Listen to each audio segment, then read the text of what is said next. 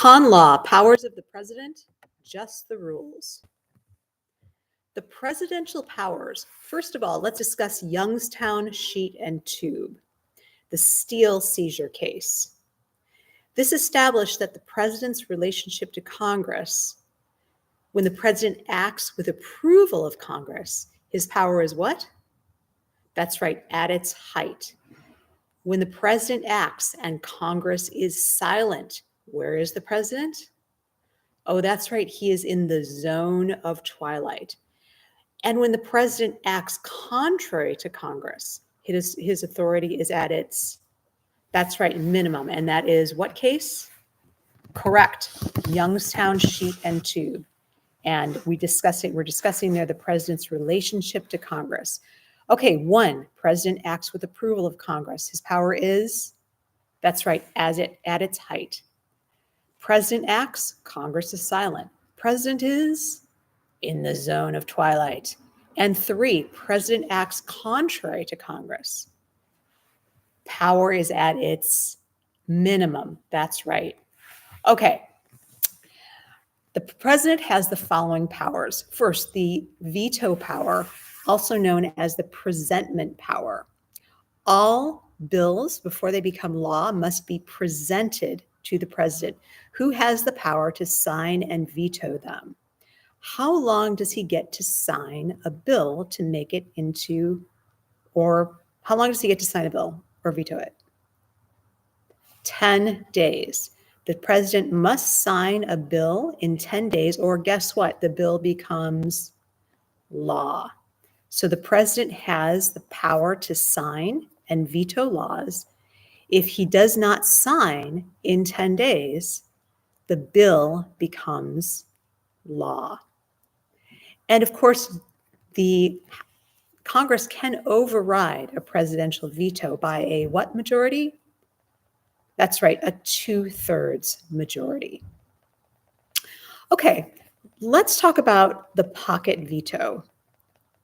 The president, of course, has how many days to veto or sign a bill? 10 days to veto a bill. Or what happens? It becomes law. And this is true while Congress is in session. But what if Congress has adjourned and the president keeps that bill in his pocket? He has vetoed it. That is called a pocket veto. If Congress has adjourned, if Congress has presented the bill to the president and then adjourns, the president doesn't sign it within those 10 days, it's a pocket veto. He's vetoed the law. Okay, that's rarely tested, but it's still there. All right, the take care clause means that the president has the duty to follow and to, that's right, enforce laws made by whom? Congress. And he must follow the, that's right, the Constitution. And he must implement, that's right, congressional declarations of war. The take care clause, the president has both the power and the duty to follow the laws and to do what? Enforce the laws made by whom? Congress. The president must follow the Constitution. And if Congress declares war, the president must, that's right, implement that declaration. Okay, the presidential appointment and removal power. The president has the power to appoint or remove officers of the United States with, this is key, substantial policymaking authority within the executive branch. The president only has the power to appoint officers of the United States with, quote, substantial policymaking authority within the executive branch. The key here is substantial policymaking authority. Guess who decides limited scope officers or inferior officers? Congress decides who appoints them. Congress decides who appoints inferior officers. An inferior officer is somebody who has limited power, limited tenure, limited jurisdiction, limited scope. Okay, so officers of the United States with substantial policymaking authority, who appoints them? The president. Who are these people? Okay, well, heads of agencies.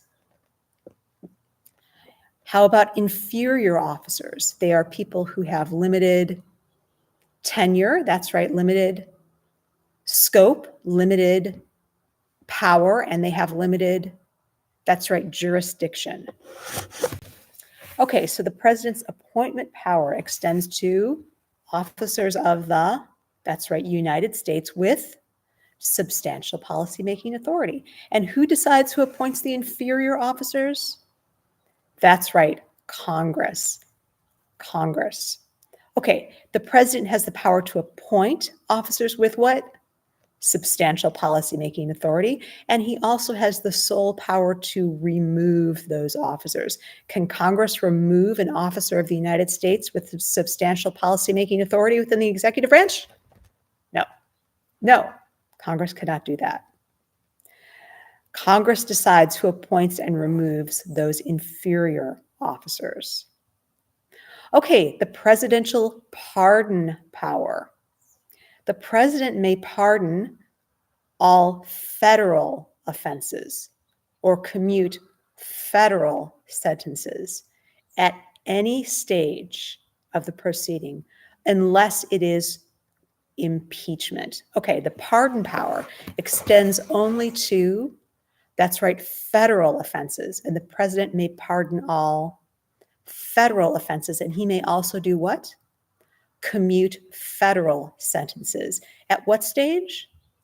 That's right, any stage, with one exception, impeachment. Who has the sole power to impeach? That's right, Congress. Okay, of course, the president is the commander-in-chief of the United States Armed Forces. What does that mean? He has the power to move the troops. Congress has the power to fund and defund military operations and to declare war. The president is commander-in-chief and controls the movement of United States troops. Okay, we discussed treaty power. Remember, the president has the power to negotiate treaties, and treaties have to be ratified by whom? That's right, a 2/3 majority of the Senate. That said, the president has the treaty power to do what? Negotiate treaties. And treaties must be ratified with the advice and consent of, that's right, 2/3 of the Senate. What about withdrawing treaties? The president may unilaterally withdraw a treaty without the advice and consent of Congress. That's right.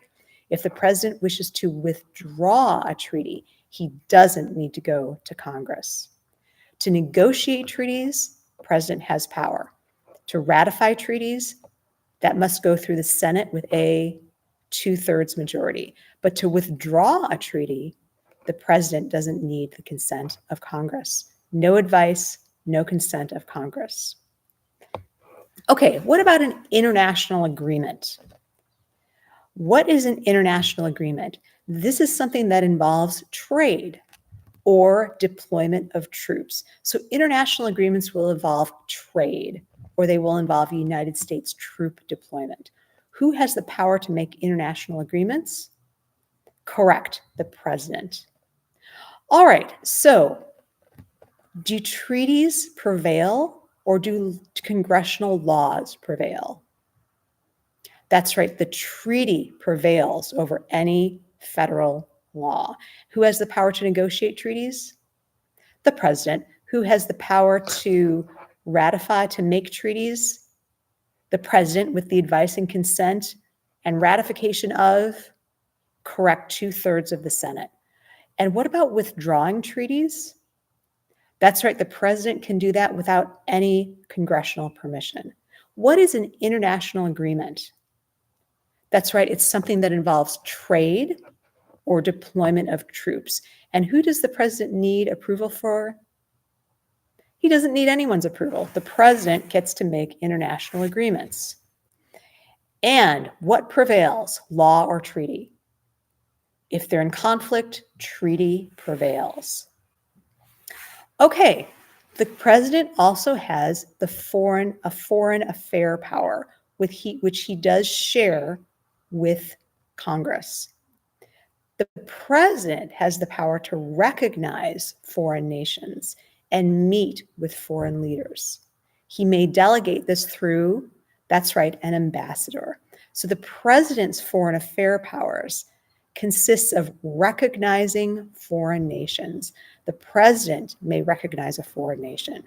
The president may meet with foreign leaders, and he may delegate this power of the power to meet with foreign leaders to, that's right, ambassadors. There are limits on the executive. Congress has the power to create, abolish, fund, and defund executive offices. So the president has the power to make those appointments. Congress has the power to create the office, abolish the office, fund, and defund those executive offices. Also, we said that Congress decides who gets to appoint and remove the inferior officers. Okay, Congress can restrict or condition the president's power to remove inferior officers. And quasi-legislative or quasi-judicial officers. Who are we talking about? Officers like ALJs. But remember, purely executive officers, who has the power to remove them? That's right, only the president may remove purely executive officers with what? Substantial policymaking authority. But when it comes to inferior officers, quasi-legislative or quasi-judicial officers like ALJs, Congress can restrict the president's power to remove those inferior officers. Okay, what about civil service? Well, guess who created the civil service? That's right, Congress. So who gets to decide how civil servants may be discharged? That's right, Congress. Okay, so the executive offices, who has the power to appoint? The president. But who has the power to create, abolish, fund, and defund those offices? Congress. Okay, specifically, Congress funds the cabinet through its appropriations power. Okay, and of course, impeachment. We have already discussed this, but who has the impeachment power? Congress. The House votes by majority to impeach the president, a judicial officer, or a federal officer. And then the Senate has the sole power to try that officer. And what do we need to convict? 2/3 of the senators present. 2/3 of the senators present at trial. And what happens if 2/3 of the senators present vote to convict that officer? That's right, automatic removal. And they may also be, that's right, disqualified from holding any office of the United States. Okay, what about treason? Treason, high crimes against the United States. Who has the power to convict someone of treason? That would be, you guessed it, Congress.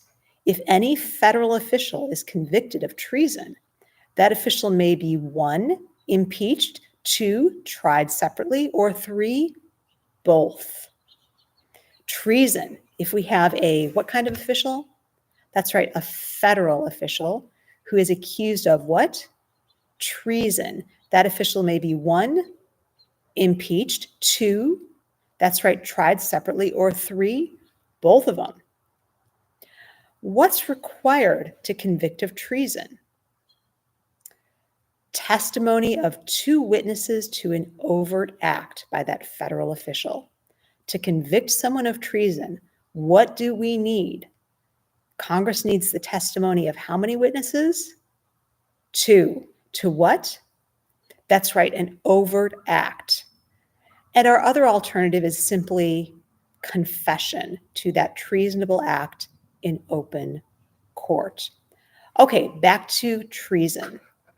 Treason, high crimes against the United States. The official must be a what kind of official? That's right, a federal official.